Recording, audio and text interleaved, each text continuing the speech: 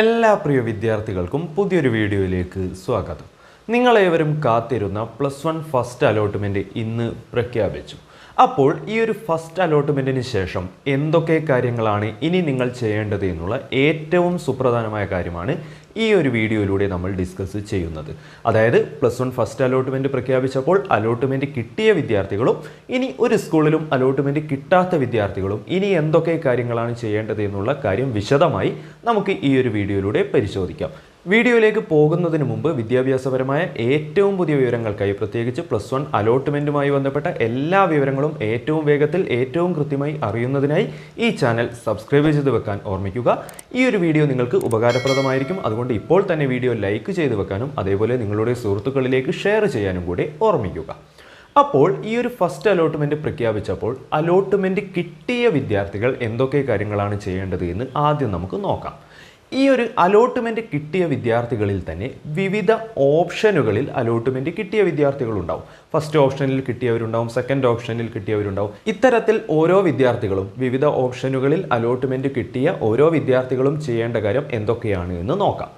നിങ്ങൾക്ക് ഫസ്റ്റ് ഓപ്ഷനിലാണ് അലോട്ട്മെൻറ്റ് കിട്ടിയത് എങ്കിൽ നിങ്ങൾക്ക് അഡ്മിഷനായി അനുവദിക്കപ്പെട്ടിട്ടുള്ള സമയം എപ്പോഴാണോ ആ ഒരു സമയത്ത് നിങ്ങൾ ആ ഒരു സ്കൂളിൽ പോയി സ്ഥിര പ്രവേശനമാണ് നേടേണ്ടത്. അഥവാ പെർമനൻ്റ് അഡ്മിഷനാണ് നിങ്ങൾ എടുക്കേണ്ടത്.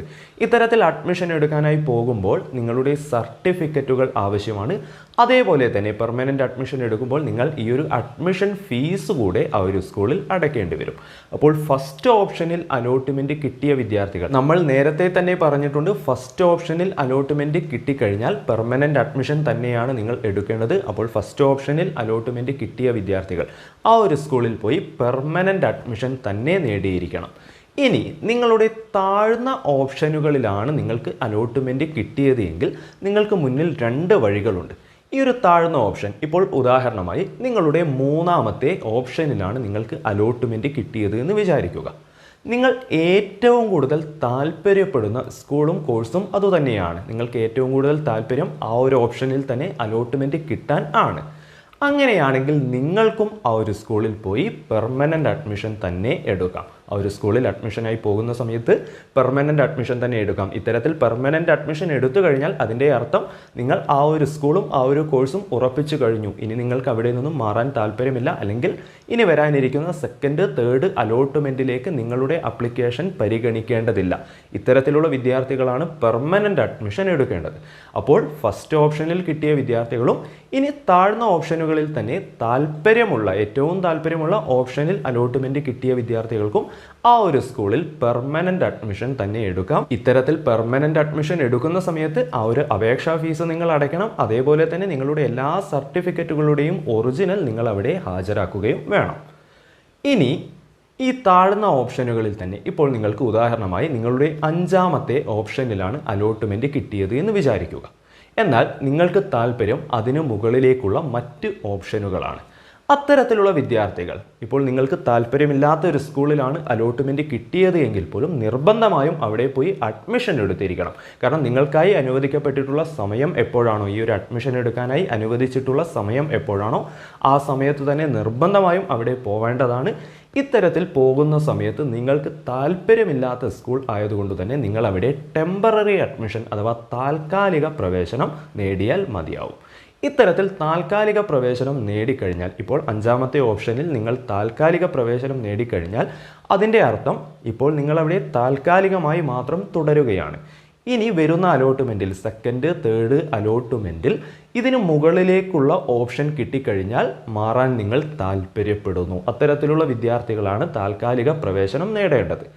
ഇനി ഈ ഒരു താൽക്കാലിക പ്രവേശനം നേടുന്നതിൻ്റെ കൂടെ തന്നെ മറ്റൊരു സൗകര്യവും നിങ്ങൾക്ക് ലഭിക്കുന്നുണ്ട്. അത് എന്താണ് എന്ന് ചോദിച്ചാൽ, ഈ ഒരു അഡ്മിഷൻ എടുക്കുമ്പോൾ നേരത്തെ പറഞ്ഞതുപോലെ നിങ്ങൾക്ക് അഞ്ചാമത്തെ ഓപ്ഷനിൽ അലോട്ട്മെൻറ്റ് കിട്ടിയെന്ന് വിചാരിക്കുക. അതിന് മുകളിൽ മറ്റ് 4 സ്കൂളുകളുണ്ട്. എന്നാൽ അതിൽ 2 സ്കൂളുകൾ നിങ്ങൾക്ക് താല്പര്യമില്ലാത്ത ഓപ്ഷനുകളാണ്. ഇപ്പോൾ നിങ്ങളുടെ മൂന്നാമത്തെയും നാലാമത്തെയും ഓപ്ഷനുകളിൽ നിങ്ങൾക്ക് താല്പര്യമില്ല.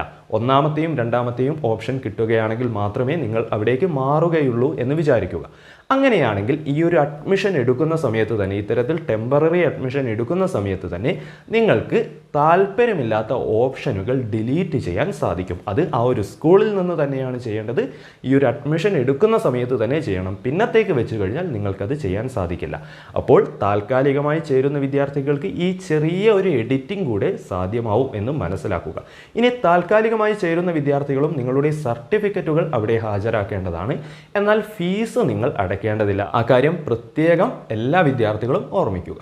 ഇനി പല വിദ്യാർത്ഥികൾക്കും സംശയമുള്ള ഒരു കാര്യം, ഇത്തരത്തിൽ താൽക്കാലികമായി അഡ്മിഷൻ എടുത്തതിന് ശേഷം സെക്കൻഡ് അലോട്ട്മെൻറ്റ് പ്രഖ്യാപിക്കുമ്പോൾ നമുക്ക് താല്പര്യമില്ലാത്ത ഒരു സ്കൂളിലാണ് കിട്ടിയതെങ്കിൽ നിലവിൽ താൽക്കാലികമായി അഡ്മിഷൻ എടുത്ത സ്കൂളിൽ, ഫസ്റ്റ് അലോട്ട്മെൻറ്റ് വന്നപ്പോൾ താൽക്കാലികമായി അഡ്മിഷൻ എടുത്ത സ്കൂളിൽ തന്നെ നമുക്ക് സ്ഥിരപ്പെടുത്താൻ സാധിക്കുമോ എന്ന് ചില വിദ്യാർത്ഥികൾ ചോദിച്ചിട്ടുണ്ട്. അപ്പോൾ അത്തരത്തിലുള്ള വിദ്യാർത്ഥികൾ മനസ്സിലാക്കുക, അതൊരിക്കലും സാധ്യമാകില്ല. നിങ്ങൾക്ക് സെക്കൻഡ് അലോട്ട്മെൻറ്റിൽ നിങ്ങളുടെ ഉയർന്ന ഓപ്ഷനിൽ അലോട്ട്മെൻറ്റ് കിട്ടിക്കഴിഞ്ഞാൽ അവിടേക്ക് നിങ്ങൾ നിർബന്ധമായും മാറേണ്ടി വരും. അതുകൊണ്ട് തന്നെ താല്പര്യമില്ലാത്ത ഓപ്ഷനുകൾ നിങ്ങളുടെ ആ ഒരു ഓപ്ഷൻ ലിസ്റ്റിൽ ഉണ്ടെങ്കിൽ അത് നിർബന്ധമായും ഒഴിവാക്കേണ്ടതാണ്. അപ്പോൾ അലോട്ട്മെൻറ്റ് കിട്ടിയ വിദ്യാർത്ഥികൾ, അത് ഫസ്റ്റ് ഓപ്ഷനിലായാലും താല്പര്യമുള്ള സ്കൂളായാലും താല്പര്യമില്ലാത്ത സ്കൂളാണെങ്കിലും എന്തൊക്കെ കാര്യങ്ങളാണ് ചെയ്യേണ്ടത് എന്നാണ് ഇപ്പോൾ പറഞ്ഞിട്ടുള്ളത്. ഇനി ഒരു സ്കൂളിലും അലോട്ട്മെൻറ്റ് കിട്ടാത്ത ഒരു കൂട്ടം വിദ്യാർത്ഥികളുണ്ട്. അവരോട് ആദ്യം തന്നെ പറയാനുള്ളൊരു കാര്യം നേരത്തെ തന്നെ നമ്മൾ പറഞ്ഞിട്ടുള്ളതാണ്. ഒരു കാരണവശാലും നിങ്ങൾ വിഷമിക്കേണ്ടതില്ല. കാരണം ഇനി വരാനിരിക്കുന്ന ഒരുപാട് അലോട്ട്മെൻറ്റുകൾ അത് നിങ്ങളെപ്പോലുള്ള വിദ്യാർത്ഥികൾക്ക് വേണ്ടിയുള്ളതാണ്. എല്ലാ വിദ്യാർത്ഥികൾക്കും ഒരിക്കലും ഫസ്റ്റ് അലോട്ട്മെൻറ്റിൽ തന്നെ സീറ്റ് ലഭിക്കാറില്ല. ഇനി വരാനിരിക്കുന്ന second allotment, third allotment, supplementary allotment, ഇത്തരത്തിലുള്ള നിരവധി അലോട്ട്മെൻറ്റുകൾ ഇനിയും നിങ്ങളുടെ മുന്നിലേക്കുണ്ട്. ആ അലോട്ട്മെൻറ്റുകളെല്ലാം പ്രഖ്യാപിക്കുമ്പോൾ നിങ്ങൾക്ക് സീറ്റ് ലഭിച്ചോളും. ഈ വർഷം എല്ലാ വിദ്യാർത്ഥികൾക്കും സീറ്റ് ലഭിക്കും എന്ന് തന്നെയാണ് കഴിഞ്ഞ ദിവസം അടക്കം വിദ്യാഭ്യാസ മന്ത്രി ഉൾപ്പെടെ പറഞ്ഞിട്ടുള്ളത്. അപ്പോൾ എന്തു തന്നെയായാലും നിങ്ങൾക്ക് സീറ്റ് ലഭിക്കും എന്ന് പ്രതീക്ഷിക്കാം. അതിനായി നിങ്ങൾ എന്തൊക്കെ കാര്യങ്ങളാണ് ചെയ്യേണ്ടത് എന്ന് നോക്കാം. ചില വിദ്യാർത്ഥികൾക്കൊക്കെ സംശയമുണ്ട്, ഇനി നമ്മൾ അപ്ലിക്കേഷൻ വീണ്ടും സബ്മിറ്റ് ചെയ്യേണ്ടതുണ്ടോ എന്നൊക്കെ.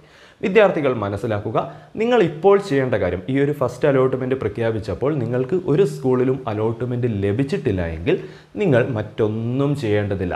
നിങ്ങൾ പുതുതായി അപേക്ഷ സമർപ്പിക്കുകയോ അല്ലെങ്കിൽ അപ്ലിക്കേഷൻ എഡിറ്റ് ചെയ്യുകയോ ഇത്തരത്തിൽ ഒരു കാര്യവും നിങ്ങൾ ചെയ്യേണ്ടതില്ല.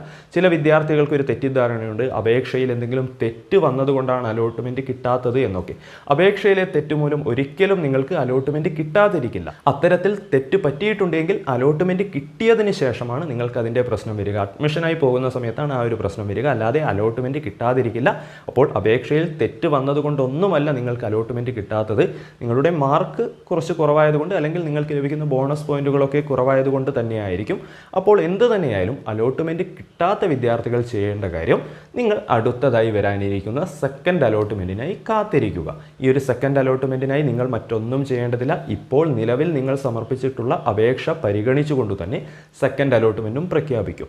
ഇനി ഈ ഒരു സെക്കൻഡ് അലോട്ട്മെൻറ്റ് വരുമ്പോഴും തേർഡ് അലോട്ട്മെൻറ്റ് വരുമ്പോഴും സപ്ലിമെൻ്ററി അലോട്ട്മെൻറ്റ് വരുമ്പോഴും ഒക്കെ ഈ കാര്യങ്ങളെല്ലാം കൃത്യമായി അറിയിച്ചുകൊണ്ട് ഞാൻ നിങ്ങളുടെ കൂടെ ഉണ്ടാവും. ഈ ചാനലിലൂടെ നിങ്ങൾ അറിഞ്ഞിരിക്കേണ്ട എല്ലാ വീഡിയോകളും നിങ്ങളിലേക്ക് എത്തും. അപ്പോൾ അതുവരെ നിങ്ങൾ സമാധാനമായി ഇരിക്കുക. ഈ ഒരു സെക്കൻഡ് അലോട്ട്മെൻറ്റ് പ്രഖ്യാപിക്കുന്ന സമയത്ത് അല്ലെങ്കിൽ തുടർന്ന് നിങ്ങൾ ചെയ്യേണ്ട കാര്യങ്ങൾ എന്തൊക്കെയാണ് എന്നുള്ളതുമായി ബന്ധപ്പെട്ട് ഉടനെ തന്നെ നിങ്ങളിലേക്ക് ബാക്കി കാര്യങ്ങൾ എത്തിക്കോളും.